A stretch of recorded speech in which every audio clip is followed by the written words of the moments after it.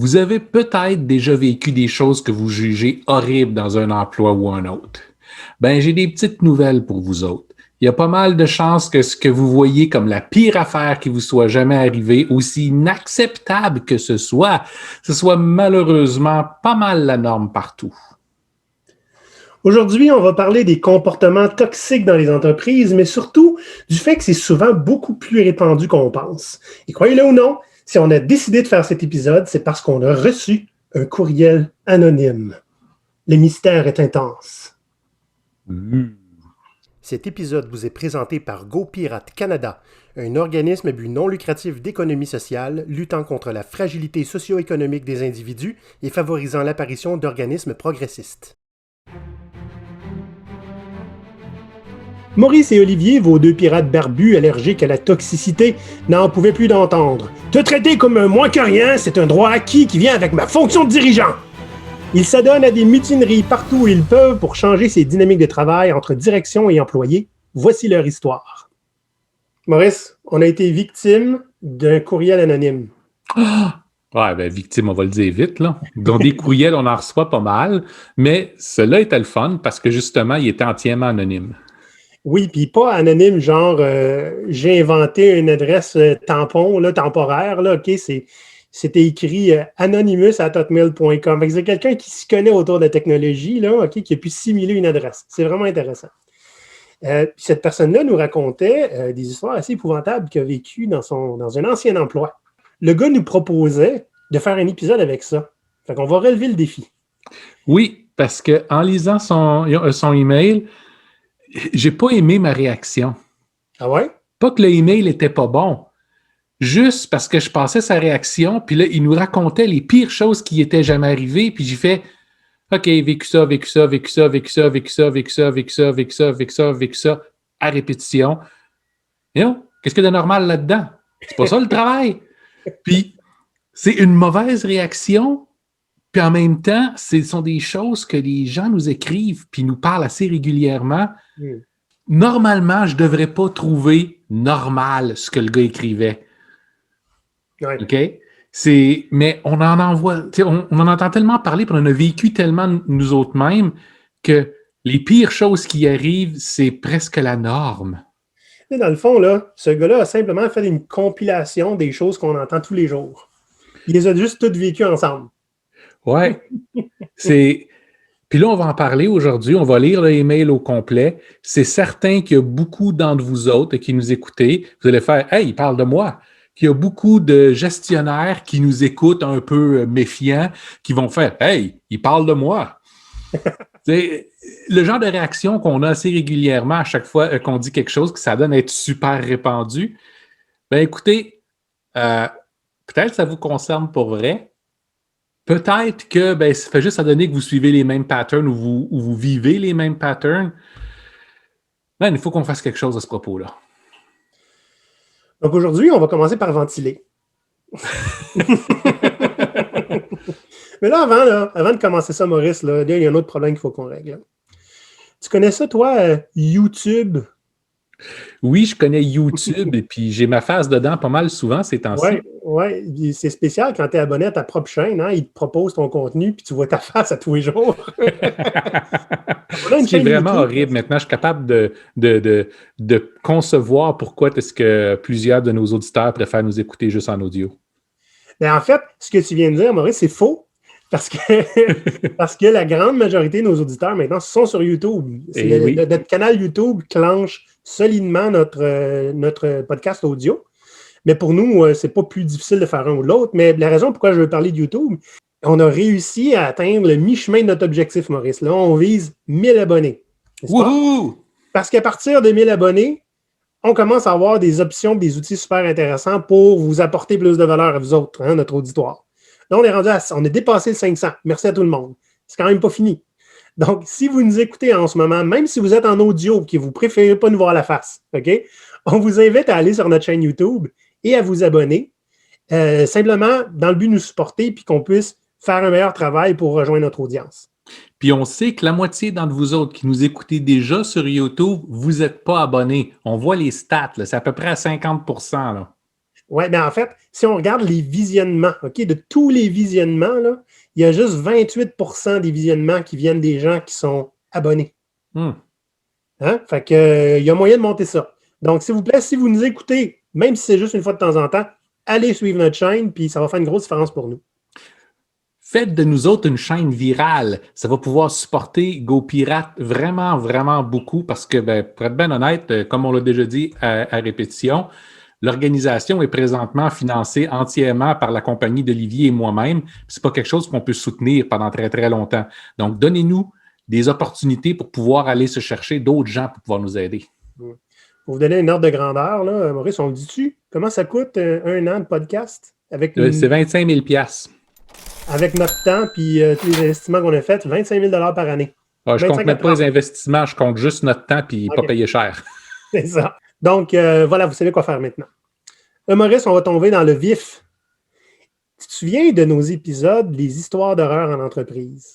Les épisodes qu'on a fini par arrêter de faire parce que on était vraiment juste dégoûtés à partir d'un certain moment. Ça, puis aussi, on avait l'impression qu'on ne pouvait rien faire pour aider. Et on aime ça avoir un impact, nous, hein, puis proposer des solutions. C'est pour ça qu'on a commencé à donner 3 trucs à chaque épisode. Là, on va retomber dans un ancien pattern. Parce que, d'abord, vous le demandez, vous autres, les auditeurs. Ça fait longtemps là, que ça fait 3, 4, 5 fois qu'on me dit « Hey, les histoires d'horreur, on en veut d'autres. » Et là, on en a une qui c'est un bundle. En un coup. Et puis, un petit peu comme les histoires d'horreur, hein, ce qu'on faisait, nous, c'est je lisais les histoires d'horreur, Maurice réagissait. Bien là, je vais lire le courriel. Maurice l'a déjà lu, mais c'est pas grave. On va réagir à mesure. Puis, mon Dieu, si jamais on trouve le moyen de pouvoir proposer quelque chose qu'on peut faire, Maurice, on le fera. Mettre le feu dans la place. OK. Donc, la personne anonyme qui nous a écrit ça. La première chose qu'il dit, des dirigeants qui mesurent la valeur de leurs employés par le vide qu'ils laissent lorsqu'ils quittent. Déjà, Maurice, là, je peux faire comme, hey, c'est pas la première fois qu'on parle de ça. C'est pas la première fois qu'on vit ça non plus. Non, mais quand on parlait de êtes-vous indispensable, hein? On disait, si on est indispensable, la valeur qu'on apporte, elle compte pas. C'est comment ça va coûter si on s'en va qui compte. C'est exactement ça qu'il vient de dire. La valeur des employés par le vide qu'ils laissent quand ils quittent. Il dit, je suis le énième employé à quitter mon désormais ancien employeur en environ 2 ans. Il n'est pas le premier. Depuis l'avènement de nouveaux dirigeants qui sont sourds et muets envers quiconque ne faisant pas partie de leur petite clique de gestionnaires. Hey, quelque chose qu'on voit régulièrement aussi. Les clics de gestionnaires, j'en ai connu, hein, c'est chummy, ça va dîner ensemble, mais puis ça parle dans le dos des gens. Oui, puis c'est absolument inaccessible, même si ça a des fois des belles aspirations égalitaires, puis ouvertes et transparentes, sauf qu'il y a comme une barrière qui se fait là, puis la barrière est impossible à traverser. Donc, il dit, nous avons vécu un véritable exode des employés chevronnés et compétents qui apportaient une forte valeur à l'entreprise depuis longtemps. On est un gros groupe de personnes à avoir passé de rôles actifs dans l'organisation à être totalement ignorés et relégués à des rôles d'engrenage remplaçables dans une machine. C'est intéressant, il utilise nos mots.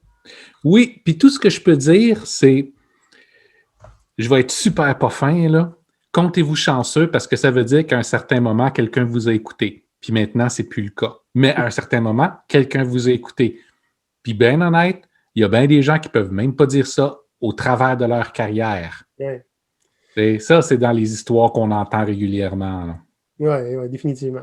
Mais donc, ça veut pas dire que c'est une bonne situation pareille. Là. Donc, bref, c'était des exécutants. Naturellement, les départs se sont succédés à un rythme effrayant. On parle d'employés qui ont été là 5, 10, 15, 20 ans. Hey, 20 ans. Puis, ça, j'ai déjà de la misère à figurer rester à la même place il y a 20 ans. Mais imagine, OK? Tu as été capable d'endurer tout ça pendant 20 ans. Il faut que ça fasse mal pour que ça casse. Là. Un roulement d'employés, c'est pas anormal nécessairement. Okay? Ça dépend des industries, mais c'est pas anormal. Mais l'idée, c'est quand il y a tant d'employés que ça qui roulent à cette vitesse-là, puis qui roulent tout en même temps, ça veut habituellement dire quelque chose. En dedans de 2 ans, quand tu perds toute la crème de tes employés, c'est pas à cause des employés. Oui. Quand on tourne le roulement est 100%, là. Puis que ça veut dire que toute ta flotte se régénère en 1 an. Là. Puis là-dedans, il y en a qui restent. Et ça veut dire qu'il y a des postes qui voient quelqu'un partir 2 fois dans la même année. Okay?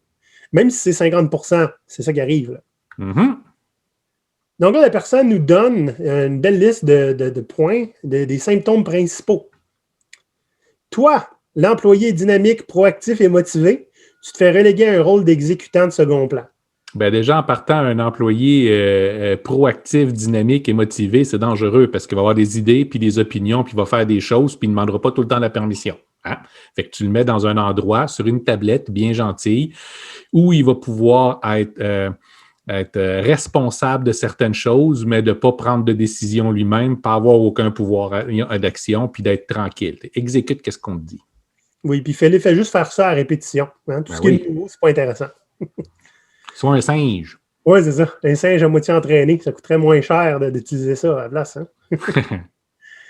Il dit aussi, toi, tu es un expert dans ton domaine, mais on te dit comment faire ton travail. Oh, ça fait mal. Combien de fois j'ai vu des développeurs payer cher, là, des 100 000 $ par année et plus, se faire dire comment programmer par quelqu'un juste parce qu'il s'est fait 6 mois, 1 an de plus qui est là. Oui, bien, en partant, ça, c'est par quelqu'un qui a la compétence d'y dire. Maintenant, on a vu ça régulièrement, puis on a vécu ça régulièrement aussi dans des positions où la personne qui donne les ordres puis qui dit le comment faire n'est pas quelqu'un qui est qualifié pour le faire. Ça ne veut pas dire que parce que tu es qualifié, parce que tu l'as déjà fait, c'est quand même acceptable de le faire maintenant. Ouais. Mais, je veux dire, moi, je me suis retrouvé dans des positions où je devais dire à mes développeurs comment travailler. C'était ridicule, là. Je veux dire, je code pas, là. J'ai fait du HTML, je pense, 3, là, le dernier, puis encore là, c'est pas parce que j'étais bon. Ouais. Le troisième point, c'est ton opinion n'a aucune importance. Donc, essentiellement, on ne te paye pas pour réfléchir, on te paye pour faire. Ouais. Classique. Tu es parfois consulté par politesse seulement, et c'est évident. Ça, c'est intéressant, tu sais, c'est comme, je te consulte juste pour te dire que dans le fond, tu n'auras pas le choix. Puis te préparer mentalement à ça. Oui, on voit ça régulièrement quand il y a des employés qui commencent à être mécontents, ou on peut voir ça aussi quand les gens ont pris une décision puis veulent juste se sentir justifiés. Fait qu'ils viennent te présenter, voici la décision qu'on a faite, puis tu veux-tu vraiment risquer quelque chose en nous disant qu'on a tort? Fait que l'employé qui va juste savoir de toute façon qu'il va exécuter cette affaire-là va faire « OK ». Bon, ben dans ce cas-là, si l'employé est derrière nous autres, là, on a l'avis de l'expert en plus. Let's go! Surtout s'il répond quelque chose comme « J'ai-tu vraiment le choix? » Il se dit « Non. » Parfait, donc on a ton appui. Ben, c'est ça. Puis si jamais il dit « Non, ça ne marchera pas pour telle raison », ben ce que tu vas entendre pas longtemps après, c'est « Ben, aucun problème, assure-toi que ça marche maintenant. Comme tu es au courant de la difficulté, tu vas être capable de nous trouver une solution. C'est pour ça qu'on te paye! » Ou bien tu finis par être tagué comme étant un empêcheur de prendre des décisions unilatérales en rond. Ouais. Prochain symptôme, c'est quand les dirigeants se plantent, parce qu'évidemment, ils font tout eux-mêmes. Intéressant. C'est toi qui viens de voir pour réparer les dégâts. Ah, être imputable des décisions des autres. Ben là, c'est des actions des autres. Ben, en plus, ouais. Encore une fois, on peut dire à notre cher anonyme, de quoi tu te plains? En temps normal, ces gens-là vont juste te crier après pour faire une job que tu sais qui ne fonctionnera pas, puis après ça, vont te crier après parce que tu n'as pas réussi à la faire comme il faut, puis ils vont te crier après parce que tu ne l'as pas encore réparé. Là, ils l'ont fait eux autres mêmes, puis ils se sont plantés. Hey, c'est la moitié de la job qui est faite pour toi. Non, je suis pas fin, là, je suis pas fin.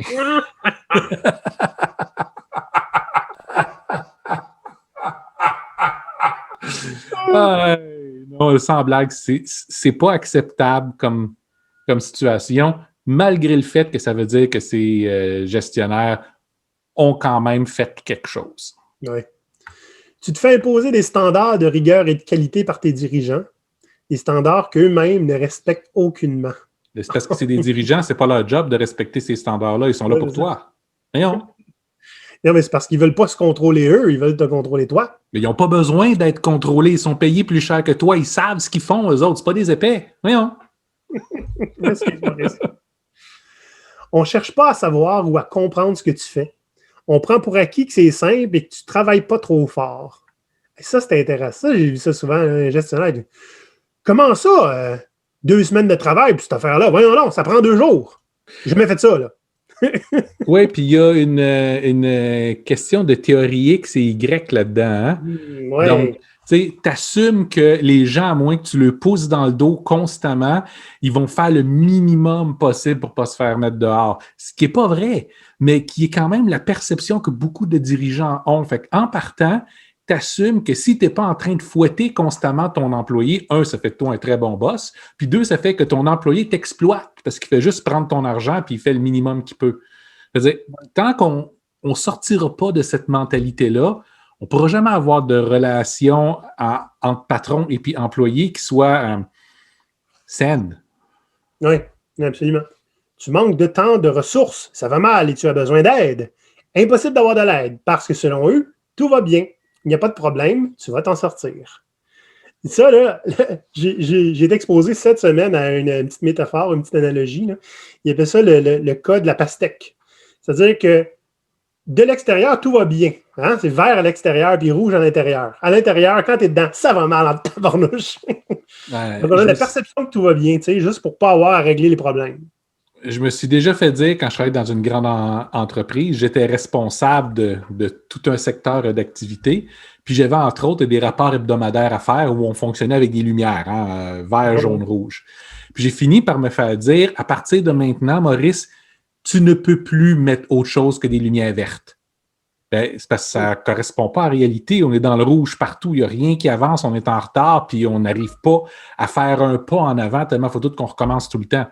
T'sais, c'est un problème qui est terrible. Oui, mais c'est pas ta job de dire ça. Ben, je m'excuse, mais c'est ma responsabilité de communiquer ça. C'est pour ça que vous me payez. Oui, ben à partir de maintenant, tout ce que tu fais, c'est mettre ça en vert, puis ton boss va s'en occuper de présenter ton rapport à ses boss. Tu n'es plus le bienvenu dans ces meetings-là. J'étais trop un oiseau de malheur, apparemment. C'est sûr que le projet, il ne fonctionnait pas. Ça a été un projet de 3 mois qui a duré 1 an et demi. Oui. Un oiseau de malheur. Mais... Le perroquet là, qui n'arrête pas de dire des gros mots là, sur l'épaule du pirate. Fait que, ça, ce sont des comportements qu'on va voir assez régulièrement. On ne veut pas entendre des problèmes, on veut entendre tes solutions. Ben, ma solution, c'est si on vous mettait toutes dehors ou qu'on vous bâillonnait puis vous nous laissiez travailler, peut-être qu'on arriverait à quelque chose. Mais clairement, de la façon dont on a une dynamique présentement, on n'arrivera pas à faire avancer ce travail-là. Les derniers symptômes qui soulèvent, à l'inverse, si quelque chose ne va pas et que quelqu'un fait une plainte contre toi ou contre ton département, tu te fais rencontrer à vitesse grand V, puis c'est plus souvent qu'autrement ta faute. Parce que c'est toi qui apportes le problème sur la table. Ben oui. Hein, si tu n'en parlais pas, puis si tu écopais là, en te taisant, là, on n'aurait pas de problème. Puis ça, c'est un bel exemple de comment les entreprises vont apprendre à leurs employés à si quoi que ce soit arrive ou arrive pas, la réponse devrait être comme ça, tu n'es pas engagé, tu n'es pas au courant de rien. Je ne sais pas. Je suis juste là, je fais ce qu'on me dit. C'est plus simple dans ce temps-là, Maurice. Bien, c'est plus simple. Mais c'est parce que c'est pas simple. Ton problème n'est toujours pas réglé, il n'est toujours pas identifié. Des fois, tes employés savent très bien il vient d'où le problème. Puis souvent, ils vont savoir aussi comment le régler. Mais parce que tu t'assures que tu vas blâmer le premier qui va s'ouvrir la bouche, ben, tu t'assures que personne ne le fasse. Puis à partir d'un certain temps, tes employés vont tellement se désengager puis déconnecter que la meilleure réponse que tu vas avoir pour régler tes problèmes, c'est Et tu sais, on oublie souvent des fois que ce qu'on ne fait pas comme gestionnaire, là, quand on ne fait pas quelque chose, ça parle souvent plus que ce que tu fais. Ouais. D'ignorer un problème puis de le laisser se propager. Hein? On parle d'environnement toxique. Fait que laisser tout le reste de ton équipe, de ton département, de s'embourber dans la toxicité parce que tu n'as pas envie de régler un problème, ça en dit long sur ce que tu préfères faire. T'sais. Puis, tu sais, la responsabilité des problèmes doit être partagée par tout le monde. Oui. OK?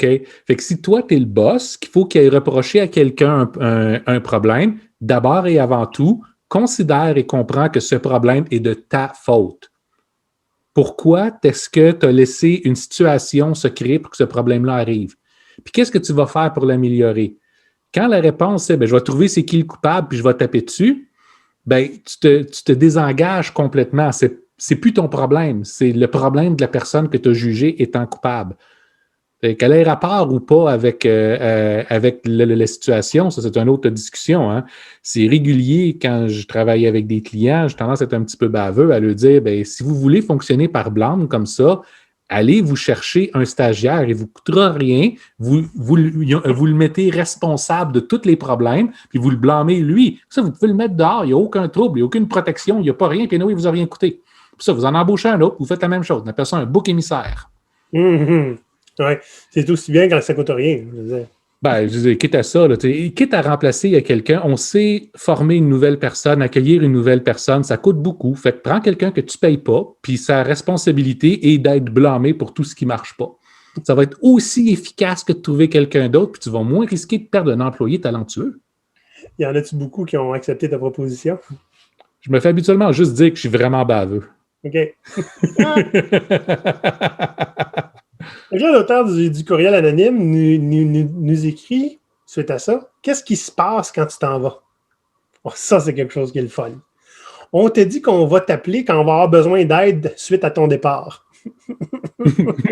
Ben oui. Ben voyons donc. Pendant ton 2 semaines de préavis, on te demande ton avis sur tout, comme jamais auparavant. En particulier, s'il y avait des sujets que tu parlais déjà, hein, puis que tu donnais ton avis, mais qu'on t'ignorait. Ça veut dire, ça, je trouve ça génial. Là. Quelqu'un qui voit des problèmes, qui essaie constamment d'apporter des solutions et on l'ignore majestueusement. Le moment où il décide qu'il s'en va, là, on va aller s'enquérir. Là. Mais qu'est-ce qui se passe? C'est qu'il y a quelque chose qui ne marche pas. Là, quand il s'en va, c'est important ce qu'il dit. Oublie pas que toute ton expertise et ton expérience doit être passée aux autres qui sont en mesure de reprendre ton travail. Oui, c'est ça. D'ailleurs, prochain point, on se rend compte que, coudon, finalement, t'en faisais des affaires. Oh mon Dieu, tu sais, des fois, on se rend compte de la valeur que les gens apportent une fois qu'ils annoncent qu'ils vont partir. Souvent, on s'en rend compte quand il faut que tu embauches 3 personnes pour faire le travail de une. J'ai vu ça souvent arriver. Oui. Celle-là est bonne. On est surpris que tu te sois trouvé un emploi ailleurs. Surtout dans une bonne place comme celle-là. Wow! Et si tu doutais à ce point de la compétence de ton employé que tu es surpris de devoir se trouver un emploi ailleurs, c'est qui le problème là-dedans? Voyons donc! Pourquoi est-ce que tu le gardes, cet employé-là, s'il est suffisamment pas bon pour que tu sois surpris qu'il arrive à se trouver quelque chose ailleurs? Puis, de pouvoir dire, hey, c'est une bonne compagnie, ça, contrairement à nous autres. Je veux dire que tu as accepté et internalisé le fait que vous n'êtes pas une bonne compagnie, que vous n'êtes pas un bon employeur. Tu sais, je veux dire, come on. Ayez au moins un minimum d'ambition d'être un employeur décent, là. Décent chez la barre haute, des fois. Hein. Puis pourtant, c'est pas bien haut décent. Hein? Regarde bien le prochain point. On te demande si on peut faire quelque chose pour te faire changer d'idée et que tu restes. Et on ne comprend pas que tu ne sois pas intéressé à négocier. Ouais. Hey, on s'entend, là. OK? Ça doit faire un bout que cette personne-là pensait à quitter. Vraiment. Puis qu'elle donnait son opinion, puis qu'elle essayait de régler les choses. Je veux dire, à force de se faire écouter, c'est-tu si normal que ça qu'on ne soit pas intéressé à négocier avec vous autres? Ben, c'est parce que personne ne peut comprendre comment est-ce que tu pourrais être tellement ingrat que de vouloir abandonner quelqu'un qui se sacrifie puis qui saigne pour te donner une partie de ses profits pour que tu aies la gloire et la chance de travailler pour eux autres. La gloire. Ouais, la gloire et la chance. D'habitude, tu dis le privilège, mais la gloire, c'est bon, ça. Ah, mais écoute bien. C'est... Quand les gens veulent partir, c'est rare que... Mais encore là, on revient à la théorie X puis Y. Hein? Ouais. Quand les gens veulent partir, c'est pas qu'ils veulent partir, c'est juste qu'ils veulent t'extraire plus d'argent. OK? Ben, parce qu'ils sont paresseux là, fait qu'ils s'en vont. Ouais, ben ça, ils veulent juste plus travailler. Mais habituellement, ce que j'ai vu tellement souvent, c'est quand tu annonces ton départ, tout le monde voit ça comme un jeu politique pour renégocier ton salaire. Bon, dis-moi ce que tu veux, là, puis on va voir si tu vaux à peine. Mais en partant, je mets tout de suite mes cartes sur la table, je pense pas que tu vailles la peine. C'est sûr qu'ils sont prêts à augmenter parce qu'ils savent qu'ils te sous-payent de toute façon. Fait que, mais tu sais, il ne faut pas qu'ils te le montrent trop pour voir s'ils sont capables de te donner le moins possible. Puis quand tu veux juste vraiment t'en aller, non, c'est bon, 2 semaines, je veux rien d'autre. OK, si on te donne une place de parking, tu vas-tu vouloir rester? Ah, ben là, tu demandais là, des privilèges inacceptables, mais on peut peut-être faire un effort que tu peux travailler une demi-journée par semaine à partir de la maison. Bon, OK, c'est plus vraiment ce genre de choses qu'on discute aujourd'hui, mais ça l'a été souvent. Hey, une demi-journée par semaine. Peut-être pas toutes les semaines, mais tu sais, suffisamment régulièrement que ça vaille la peine pour toi. Là. Tu veux pas rester pour ça? C'est... Le prochain point est intéressant, puis ça a rapport un petit peu avec ce qu'on parlait, là. C'est que on ne veut pas savoir en détail pourquoi tu t'en vas. On veut savoir ce qu'on aurait pu faire pour te garder, mais on ne veut pas savoir pourquoi tu t'en vas. C'est sûr que c'est à cause du contexte ou à cause du télétravail. Ça ne peut pas être nous. Ben, des fois, ils veulent savoir c'est la faute à qui, pourquoi tu t'en vas. Et oui. Ça prend quelqu'un à blâmer. Oui, c'est ça. Donc, eux, c'était pas intéressant de savoir pourquoi. C'est sûr que ça doit être quelque chose qu'on ne contrôle pas. Le dernier point, on te contacte quelques mois plus tard pour te demander si tu veux revenir en disant « Ça a changé, t'aimerais ça! » Ah, qu'on le voit souvent, ça. Oui. Oh, Seigneur, oui. Écoute, j'ai déjà quitté un endroit qui me... Ça fait très longtemps. J'étais un genou. J'avais le nombril vert. qui m'exploitait à qui mieux, pas mal. Puis, j'étais très, très intéressé à être salarié pour eux, mais eux, ils voulaient que je sois un consultant, puis ils ne voulaient pas me payer cher. Puis, mais il fallait que je suive leurs règles. Fait qu'à un moment donné, je dis, regarde, moi, j'ai besoin de stabilité. Hein, quand j'étais jeune, c'était ça. Fait que j'ai trouvé un job à temps plein. Parce qu'eux autres, ils ne voulaient pas me le faire à temps plein. Et 3 mois plus tard, ils me rappellent voir si je veux revenir comme consultant. Parce que là, on est peut-être prêt à être flexible. J'ai dit, vous sérieux, vous n'avez rien compris, là? Et c'est ça, tu sais. Et on ne comprenait pas pourquoi t'es parti. On te traitait bien. Ben, clairement pas. C'était parti. Clairement, ils ne m'ont pas écouté. Ils n'ont juste pas écouté, là. C'était pas intéressant. C'est fréquemment comme ça. On voit souvent, les seules personnes qui vont se faire rappeler, ce n'est pas nécessairement les meilleures personnes ou les plus efficaces. Ce sont celles qui vont accepter plus de responsabilités que les autres, plus de quantité de travail que les autres, qui vont travailler sans être payés pendant un nombre d'heures épouvantable. C'est eux autres qui vont se faire rappeler. La plupart des autres, les vrais experts, ce n'est pas eux autres que tu rappelles parce qu'ils vont renégocier puis tu ne veux pas payer plus cher. Tu veux avoir celui qui est bien battu, hein, puis il va faire le gros travail terrible que tu n'arrives pas à trouver. Personne à qui tu peux le confier parce que c'est un travail qui est trop de quantité, pas assez de temps, puis souvent tellement bâtardisant qu'il n'y a pas personne qui veut toucher ça. Là. Oui. Là, on a passé au travers le courriel, puis la personne finit comme ça. J'ai pensé vous suggérer ça comme un sujet d'épisode pour votre podcast. Je serais curieux de savoir ce que vous auriez à dire à ce propos. Quels seraient vos conseils à des employés victimes de tels phénomènes et comment combattre ce phénomène si c'est possible? La première chose que moi j'ai à dire, c'est ce que j'ai dit au début. Aussi malheureux que ce soit, quand j'ai lu ce courriel-là, ça a pris un petit bout avant que ça accroche de qu'est-ce que je suis en train de lire de spécial. Là? Parce que j'entends cette histoire-là à toutes les semaines. Je veux dire, c'est pour que même nous autres, que notre job, c'est de s'indigner face à ça, qu'on trouve ça pratiquement normal, ça en dit long sur la qualité de notre monde du travail. Là. Puis c'est pas parce qu'on a vécu juste plein d'expériences super traumatisantes parce qu'on est super spéciaux. Là. On a fait tellement d'industries, on s'est essayé à tellement de places différentes, on a eu des bons emplois, des mauvais emplois, mais ce genre de pattern-là, on l'a vu pratiquement partout. Oui. Et on s'entend, là. T'sais, on n'a pas tout vécu ça en même temps. Mais on a pas mal tout vécu ça dans notre carrière.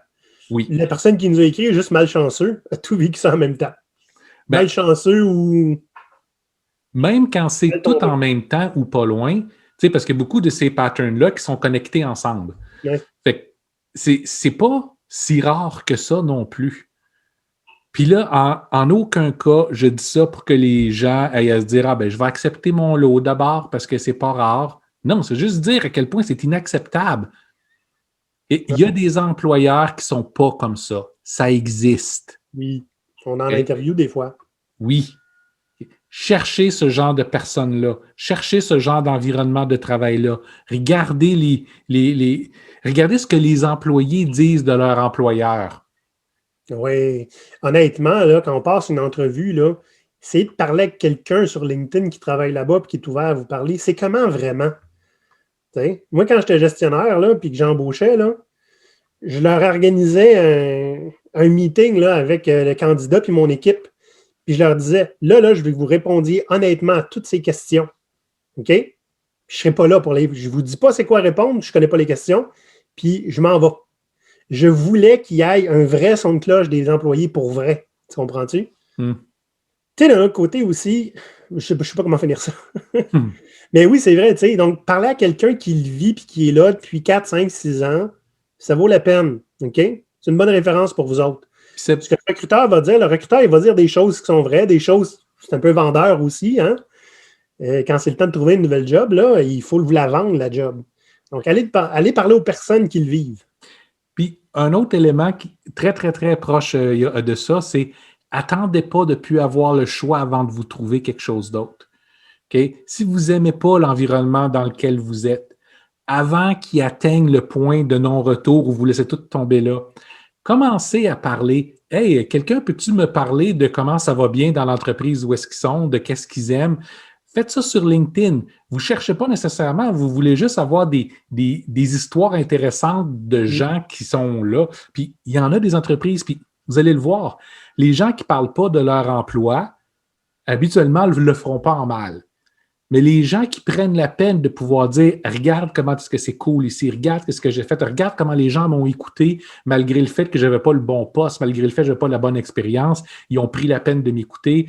Voici comment on est traité, puis ça, j'aime ça. » Quand ça vient des employés eux-mêmes, c'est des entreprises pour lesquelles vous pourriez avoir envie d'aller travailler. Puis ça, c'est important parce que si vous songez à quitter où est-ce que vous êtes, attendez pas de ne pas avoir le choix de devoir passer par des agences de recrutement avec quel poste ils ont ouvert présentement, puis espérer, parce que c'est sûr, tous les employeurs veulent que vous ayez patienté pendant des années, qu'ils aient une ouverture pour que vous puissiez enfin aller appliquer chez eux, mais ils ne vous traiteront pas comme tel. Donc, vous prenez de l'avance. Si vous voyez que vous n'aimez pas ce que vous faites, commencez à établir des liens avec des entreprises pour lesquelles vous voudriez travailler. Puis, après ça, basé sur ces liens-là, vous allez déjà connaître qui est-ce qui recrute là-bas. Vous allez déjà connaître des gens. Allez chercher leur appui pour aller chercher le poste que vous avez besoin. Oui. Puis, aussi, tu sais, Maurice, on le dit souvent, il n'y a personne qui va venir vous sauver. Comment combattre ce phénomène? Tu sais, moi, j'étais à peu près là quand je t'ai rencontré, Maurice. Hein? J'étais à peu près dans ce baril-là, dans le fond. Je me souviens, tu m'as dit une chose bien simple. En gros, là, si l'environnement dans lequel tu travailles ne te convient pas, change l'environnement de travail ou change d'environnement de travail. Ouais. Il n'y a pas 36 solutions. Et que si vous vous êtes débattu, puis ça, c'est une autre histoire, tu sais. Être capable d'avoir une influence et un impact, c'est pas tout le temps facile, puis c'est pas tout le monde qui sait comment. Okay? Puis on a d'autres épisodes que vous pouvez écouter là, pour augmenter votre influence, tout ça. Mais si malgré tout, il n'y a rien qui bouge, honnêtement, laissez-vous pas souffrir plus qu'il faut. Hein? Il y en a un paquet d'autres employeurs, là, comme tu disais, Maurice, à l'époque. Il y en a plein d'autres entreprises médiocres là, qui vont peut-être être un petit peu moins médiocres ou médiocres sur des côtés qui ne vous dérangeront pas trop. Oui, des mauvais emplois, il y en a partout. C'est ça, des mauvais jobs, il y en a partout. Il y en a des bonnes aussi. Oui. L'idée, c'est que vous n'êtes pas pris où est-ce que vous êtes. T'sais? Il y a moyen de faire quelque chose avec ça. Puis, en ce moment, aux dernières nouvelles, il y avait encore une pénurie de main-d'œuvre. Hein? Ça fait longtemps qu'on n'en a pas parlé, là, mais c'est encore là. Donc, évidemment, on n'est pas obligé d'accepter ça. C'est juste, ça peut être traumatisant pour certaines personnes de considérer de peut-être quitter un emploi. Hein? C'est en le faisant souvent qu'on devient confortable à le faire, mettons. On parle régulièrement d'antifragilité. Hein? Oui. Si vous avez peur de quitter votre emploi, vous êtes fragile. Ce qui veut dire que vous allez être prêt à prendre beaucoup plus d'abus, beaucoup plus de mauvaises conditions par peur du changement. Le changement, il va arriver que vous le vouliez ou pas. Okay? Pas toujours sur tous les éléments. Tu as certains employeurs qui, au fond, comprennent votre valeur et ils ne veulent pas vraiment vous perdre, même s'ils vont vous traiter vraiment mal. Mais l'idée est vous devriez être prêt à accepter que le changement, ça fasse partie de l'univers, hein, ça fait partie de votre vie sur tous les aspects.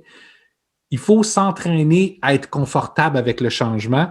Puis, il y a des pions que vous pouvez mettre en place en avance pour être sûr que vous ne vous promenez pas dans le noir constamment. Oui, puis tu sais, si le changement est inévitable, puis qu'on sait qu'à un moment donné, il y a des risques qu'on perde notre emploi, bon, aussi bien être celui qui fait le move. C'est vrai. Hein?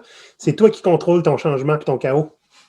Puis c'est vrai, même si vous aimez votre emploi, mais qu'il y a des risques pour l'entreprise, puis ces temps-ci, c'est le cas pour beaucoup d'entreprises, Oui. commencez maintenant à tendre des perches, que vous ayez l'intention de poursuivre ou pas. Ça se peut que vous l'aimiez, votre emploi, puis vous vouliez rester là.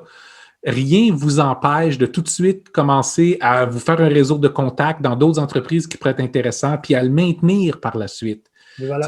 Soyez prêts à toute éventualité, puis quand l'éventualité va arriver, même si c'est par surprise, vous ne serez pas complètement au dépourvu. Puis pour ceux qui en sont là en ce moment, okay, que vous vivez ces choses-là, puis vous considérez vous en aller, je vous renvoie à un article que j'ai écrit là, un bon moment. Là, vous allez le trouver sur mon blog Primos Populi. Je ne pense pas qu'on l'a mis sur le blog de GoPirate. Vous cherchez sur Google comment se démarquer en recherche d'emploi. Primos Populi. Je l'envoie à toutes les personnes qui ont de la misère un petit peu à se démarquer. Essentiellement, ce que ça dit, c'est se démarquer, ça ne veut pas dire de s'habiller en mouton, d'aller dans un troupeau de moutons et faire bé. Mais tout le monde peut appliquer sur des postes en ligne, sur des sections carrière. Tout le monde le fait. C'est pas comme ça qu'on se démarque. OK? Fait que moi, je vous donne des trucs pour être plus difficile à ignorer, qu'on vous remarque, qu'on vous oublie pas. Fait que allez voir cet article-là. Si vous ne le trouvez pas, venez m'écrire sur LinkedIn. Puis ça va me faire plaisir d'en discuter avec vous. Ben, si vous allez sur YouTube, je suis sûr que l'article va être dans la description du vidéo. Hein? Ah, vous pourrez comme ça en profiter pour nous suivre. C'est fort excellent. OK? C'est du bon chantage, ça. J'aime ça. Si vous voulez avoir l'article, allez sur YouTube, suivez-nous, puis on va vous donner, puis le lien va être disponible dans la description. Autre chose à propos de LinkedIn, Maurice, c'est que c'est facile de nous rejoindre là-dessus. Oui. Hein? Fait que si vous en avez des histoires de fous comme ça, là, venez nous écrire, on en mange. On préférait pas en manger, là, mais on préférait que ça n'existe pas. Mais on est à l'écoute parce que nous, ça nous aide vraiment beaucoup à, d'abord, l'indignation, c'est pas mal c'est ce qui nous propulse. Hein? C'est ce qui nous alimente. Voilà, c'est ce qui nous alimente. Donc, pas qu'on aime être indigné, pas qu'on trouve ça drôle, ces situations-là, mais ça en prend, honnêtement, c'est ce qui fait en sorte qu'on a envie de vous aider. Puis, voyez-vous, s'indigner puis faire connaître ces situations-là, c'est une chose. Ce qu'on veut faire aussi, c'est être capable d'agir dessus. Puis, si vous voulez être capable d'agir dessus, devenez membre de GoPirate, puis venez participer à notre assemblée générale qui va arriver plus tard ce mois-ci, en février. La semaine prochaine, le 18 février. Le 18 février, venez voir les quelques projets qu'on a, venez proposer des projets avec nous, venez nous aider à monter certains projets. On veut trouver des solutions pour aider les gens qui sont dans ce genre de situation-là et à se replacer ailleurs et à changer la situation dans laquelle ils sont. On veut pouvoir éduquer ces entreprises-là. On veut pouvoir démontrer que quand tu traites tes gens correctement, puis tu leur fais confiance, puis tu mises sur eux, ton entreprise, elle fonctionne mieux. On le sait parce qu'on parle avec des entreprises qui font ça, puis ils voient le résultat. Maintenant, il faut que ces résultats-là soient visibles à ceux qui ne le font pas présentement. Donc, on a besoin d'avoir certains types de projets pour ça, puis pour ça, ça prend des membres. C'est parce que ça prend un peu de financement, puis ça prend des bras, puis ça prend des gens qui veulent s'impliquer, puis des cerveaux de plus que juste toi et moi. Devenez membre de GoPirate. Mon Dieu, c'est bien fait, c'est naturel, Maurice. Hein? C'était même pas préparé. Fait que les pirates là-dessus, si vous voulez devenir membre, gopirate.com, vous cliquez sur devenir membre. Et Maurice, on va se voir la semaine prochaine. Absolument. Bye bye les pirates. Bye.